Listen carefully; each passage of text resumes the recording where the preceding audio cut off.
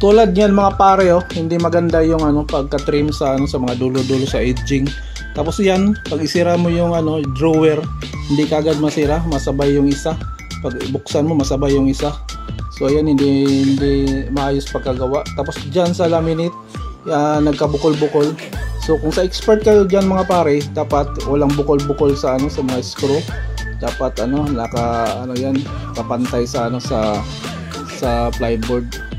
So yan mga pare, oh, dapat sa expert na kayo magpagawa, hindi sa nagpa-expert lang or nanonood lang ng YouTube.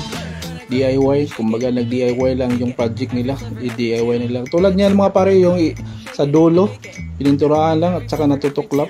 So dapat mga pare, doon na kayo sa expert para iwas hassle, iwas consumption, iwas gastos, iwas yung masayang na pera nyo sa paggastos mga pare.